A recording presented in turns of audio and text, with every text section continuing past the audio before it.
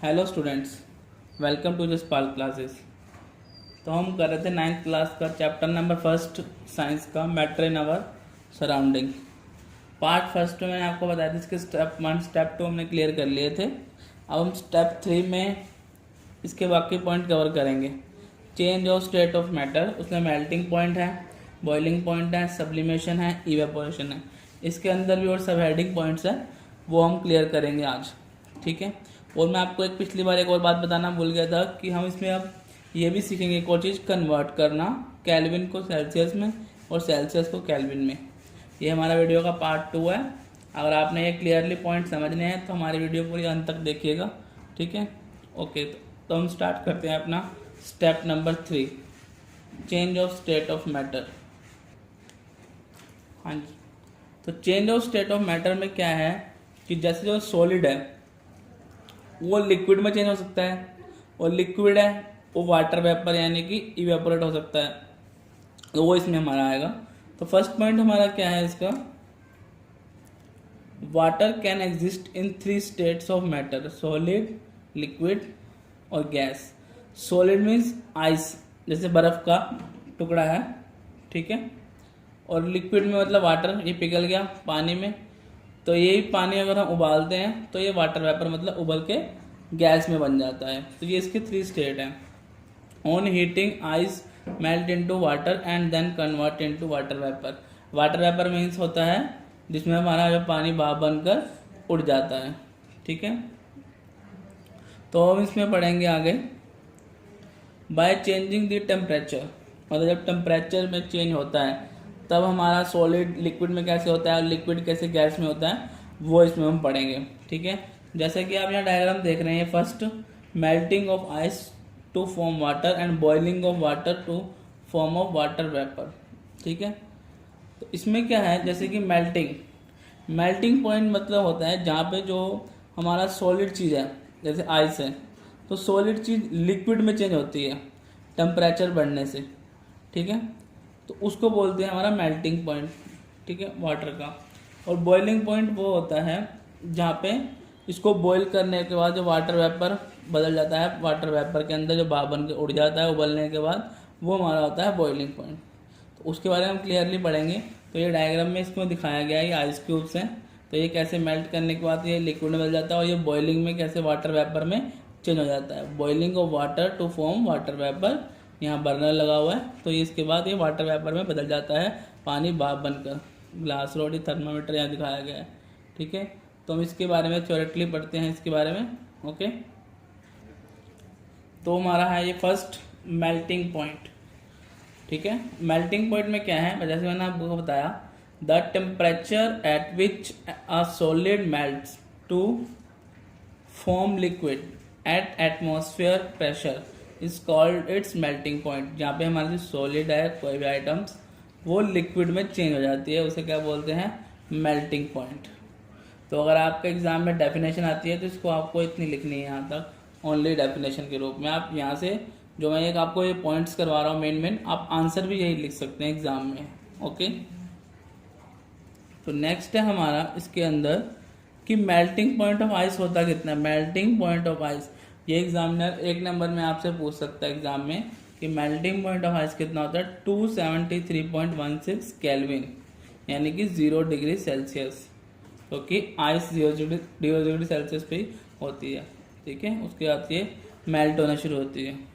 During melting the temperature of ice does not rise even though heat is being supplied continuously. So due to latent heat of fusion, this latent heat of fusion is used up to overcome the force of attraction between ice particles at 0 degree Celsius. Energy of water particles is much more than the energy of particles of ice at 0 degree Celsius. तो यानी कि उसके बाद जो latent heat के कारण ये क्या होता है, टेम्परेचर बढ़ने के साथ ये मेल्ट होनी, आइस हमारी शुरू हो जाती है और ये लिक्विड में बदल जाती है। इसके अंदर एक वर्ड आया लेटेंट हीट ऑफ फ्यूजन। तो लेटेंट हीट फ्यूजन के बारे में हम पढ़ेंगे अभी, क्या है। तो लेटेंट हीट फ्यूजन के इसका है पॉइंट्स, तो इसको हम देख लेते हैं। ये रहा, नेक्स्ट हमारा यही है, इसके अंदर सब हेडिंग में पॉइंट चाहिए। Latent heat of fusion, the amount of heat required to change, यानी कि हीट कितनी रिक्वायर्ड चाहिए टू चेंज होने के लिए 1 kilogram solid to its liquid state, यानी कि 1 किलोग्राम सॉलिड को लिक्विड होने के लिए कितनी अमाउंट ऑफ हीट चाहिए, तो वो हमारी होती है latent heat of fusion. Okay, अगला हम करते हैं नेक्स्ट बॉइलिंग पॉइंट, जो हमने डायग्राम में आपको दिखाया था ऊपर। ठीक है, बॉइलिंग पॉइंट हमारा क्या होता है, the temperature at which is liquid boils to form vapours at atmospheric pressure is called the boiling point.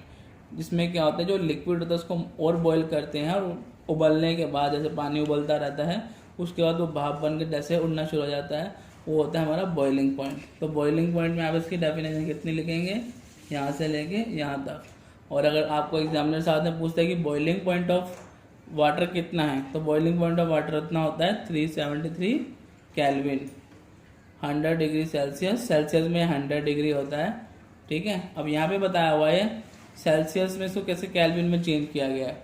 ठीक है, मैंने आपको स्टार्टिंग में बताया था कि मैं इसके बारे में आपको बताऊंगा। तो यहाँ पे हमारा ये पॉइंट आ चुका है, तो अब मैं आपको उसके बारे में बताता हूँ कैसे आप सेल्सियस को केल्विन में चेंज करते हैं, केल्विन को सेल्सियस में। ये बहुत एग्जाम में अक्सर एग्जामिनर पूछते हैं। तो आइए हम स्टार्ट करते हैं। जैसे कि हमें ये क्वेश्चन दिया हुआ है 300 केल्विन, ये मैंने एग्जाम्पल लिया है। तो मैं आपको एक छोटा सा रूल बता दूं, आप इसको बस याद रख लीजिए। अगर आपको केल्विन को सेल्सियस में चेंज करना है तो आपको क्या करना है, 273 सब्ट्रैक्ट करना है जो आपको नंबर दिया हुआ है उसमें से। इसका उल्टा, अगर आपको सेल्सियस को केल्विन में चेंज करना है तो यहाँ 273 प्लस करना है। बस ये आप ध्यान रख लीजिए। ठीक है, तो जैसे आपको ये क्वेश्चन करके दिखाता हूँ, ये 300 हमारा केल्विन में दिया हुआ है। अगर मैं इसके अंदर, तो ये क्या करना है, इसको केल्विन सेल्सियस में तो क्या करेंगे, माइनस करेंगे। तो ये मैंने माइनस कर लिया। ठीक है, ये माइनस है, ये पॉइंट थोड़ा गलती से लग गया। तो 273 इसमें से मैं माइनस कर लेता हूँ, तो हमारा कितना आएगा यहाँ पे, 300 में से 273 गया, कितना बचा, 27 डिग्री सेल्सियस। तो ये हमारा केल्विन वाला सेल्सियस में चेंज हो गया। ओके, यही अगर हमें 27 डिग्री सेल्सियस दिया होता और बोला होता केल्विन में चेंज करो इसको, तो हम क्या करते, 27 डिग्री प्लस इसमें 273 प्लस कर देते, क्योंकि केल्विन के लिए प्लस करते हैं। तो ये हमारा कितना आ जाता, 300 केल्विन। ओके, तो ये था हमारा सिंपल सा इसका फॉर्मूला। अब इसको लर्न कर लेंगे तो आपको और कुछ करने की जरूरत नहीं है। ओके, तो आइए आगे चैप्टर अपना स्टार्ट करें। जैसा कि मैंने आपको बताया कैसे सॉलिड स्टेट लिक्विड में, लिक्विड गैस में चेंज होता है। तो ये उसका ऐसे देखिए, solid state, liquid state, gaseous state. तो यहाँ क्या, अगर हीट होती है तो सॉलिड क्या होता है हमारा लिक्विड में, फिर लिक्विड और हीट बढ़ती है तो गैसियस में। तो उसका प्रोसेस उल्टा भी हो सकता है। अब गैसियस वाला कूल करेंगे तो लिक्विड में, फिर उसको कूलिंग होगी तो वो सॉलिड में। तो ऐसे हमारे जो ये मैटर होते हैं, स्टेट ऑफ मैटर चेंज होते रहते हैं। At 25 degree Celsius water is liquid. Water liquid कब होता है, 25 डिग्री सेल्सियस पे। ये भी आपको याद रखना है, ये भी आपको एग्जामिनर पूछ सकता है एग्जाम में। एट 0 डिग्री सेल्सियस वाटर क्या होता है, सॉलिड, आइस के रूप में जब होता है तो उसका सेल्सियस कितनी होती है, 0 डिग्री। और 100 डिग्री सेल्सियस पे वाटर इज गैसियस स्टेट, यानी स्टीम, भाप बनकर उड़ने लगता है। यानी जब हम बॉइलिंग करते हैं, हमारा बॉइलिंग पॉइंट लास्ट क्या होता है, 100 डिग्री सेल्सियस।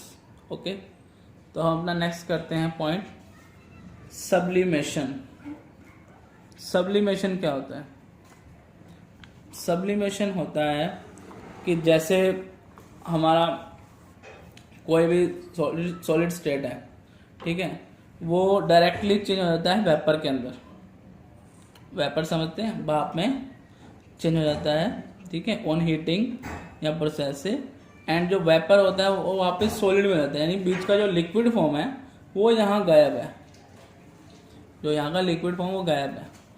तो उसे बोलते हैं हमारा सब्लिमेशन। ठीक है, तो इसकी डिफाइन पढ़ते हैं। The change of solid directly into vapour, जैसा मैंने बताया कि सॉलिड डायरेक्टली चेंज किसमें होता है, वेपर में on heating, and vapours into solid on cooling, cooling पे, क्योंकि कोई वेपर होगा जो सॉलिड में कब चेंज होगा, कूलिंग पे, without passing through the intervening, मतलब बीच का छोड़ के, लिक्विड स्टेट छोड़ के, उसे कहते क्या कहते हैं, सब्लिमेशन। ओके, इसका एग्जांपल है नीचे ये दिखाया गया है यहाँ पे डायग्राम के थ्रू। जो अमोनियम क्लोराइड होता है हमारा, when copper our ammonium chloride is heated in a china dish cover by inverted funnel. तो यहाँ एक इन्वर्टेड फनल यहाँ पे दिया हुआ है, ऊपर से यहाँ कॉटन प्लग किया हुआ है। तो इसमें अगर अमोनियम क्लोराइड को जब गर्म किया जाता है, जब हीट किया जाता है, तो ये गैस बनकर इसमें उड़ता है, ऊपर की तरफ जाता है, और कॉटन लगने की वजह से क्या होगा, वही वापस नीचे ठंडा होने से यहाँ पे इसकी वेजल के साइड में लग गया है, दीवारों पे जो कांच की होती है ना, तो यहाँ लगा हुआ है, ये देखिए यहाँ उभरा हुआ है। तो ये क्या है, अमोनियम क्लोराइड सब्लिमेशन। तो इसमें वो चेंज हुआ कैसे, सॉलिड से वो पहले हुआ वेपर में, फिर वेपर बाद में ठंडा होकर यहाँ दीवारों पर चिपक गया, सॉलिड में फिर बन गया। तो यही था हमारा इसका सब्लिमेशन का एग्जाम्पल। ओके, तो यहाँ हमारा सब्लिमेशन का पॉइंट क्लियर हुआ।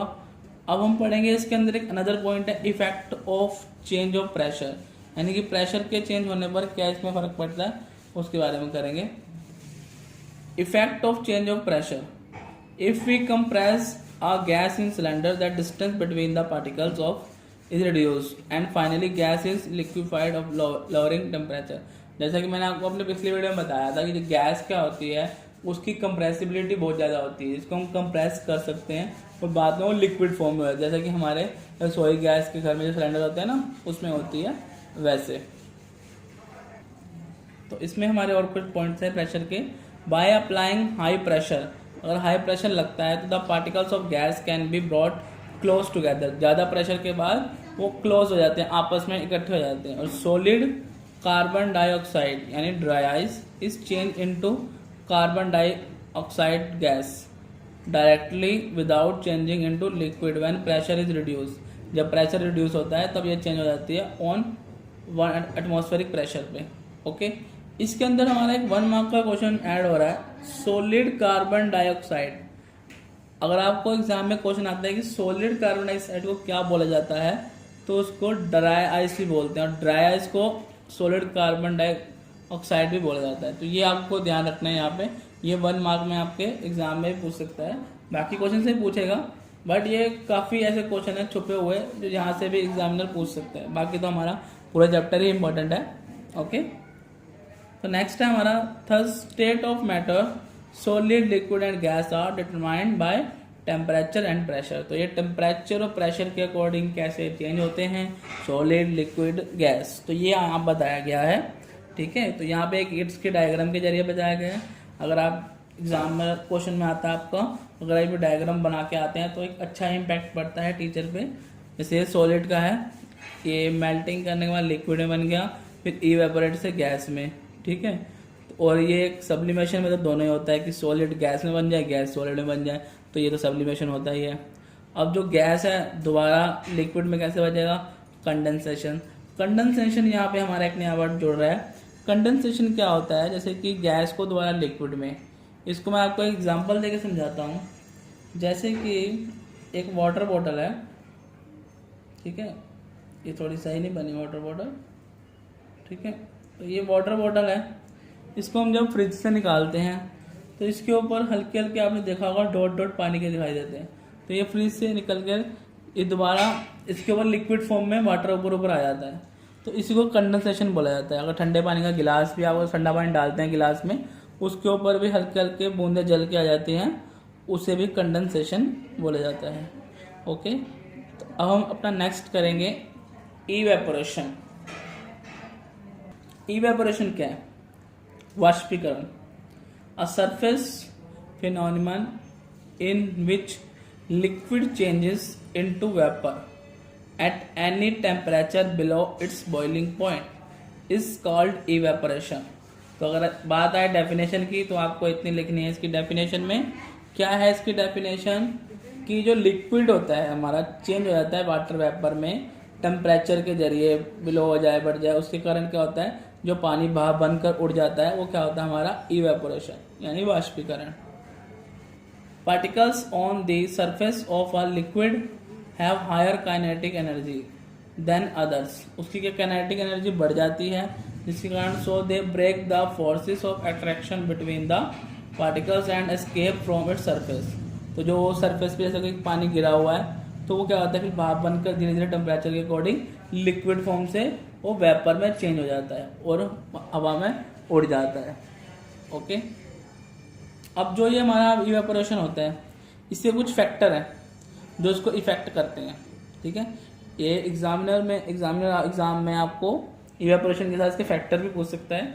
फैक्टर क्या है इसके? फर्स्ट फैक्टर है इसका exposed surface area, surface area के according on increasing surface area of liquid rate of evaporation increase, यानी कि आपका सरफेस एरिया है जो ज़्यादा होगा, जैसे कि अगर पानी कहीं गिरा हुआ है और ज़्यादा सरफेस एरिया गिरा हुआ है यानी कि ज़्यादा थोड़ा सा पानी है पर बिखरा बहुत जगह में हुआ है तो वो जल्दी जल्दी इवेपोरेट होगा।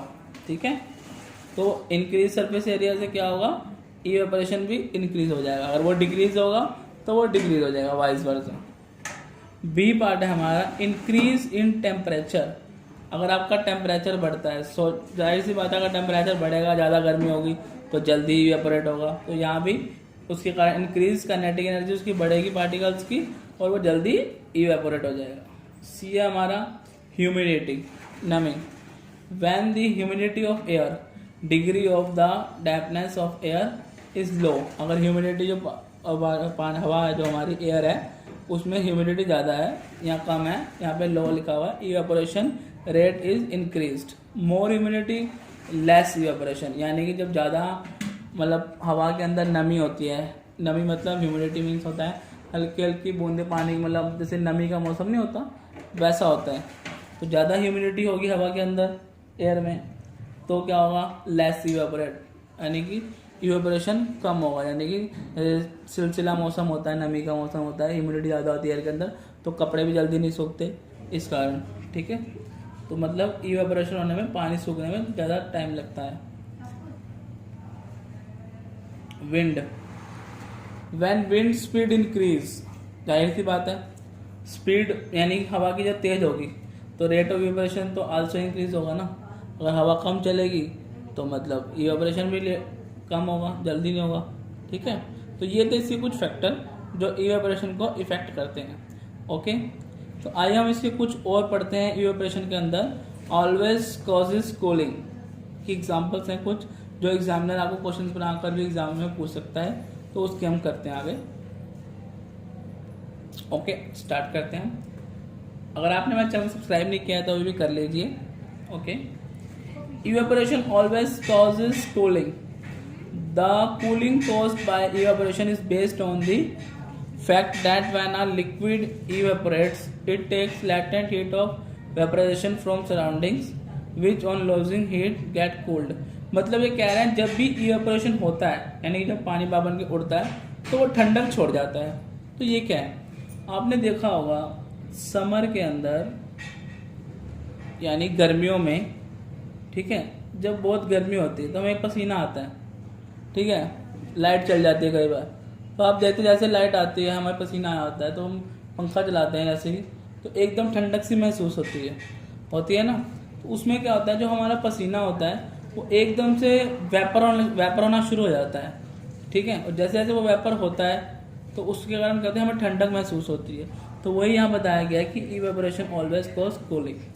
ठीक है, कि जो भी उस सरफेस की लैटेंट हीट होती है उसको एब्जॉर्ब कर लेता है और ठंडक वहाँ महसूस होती है हमें। ठीक है, तो इसके कुछ एग्जांपल हैं, जैसे कि फर्स्ट वाला है, इसमें क्या है, when we put acetone on our hand it gets vaporized by taking heat from our hand and our hand feel cools.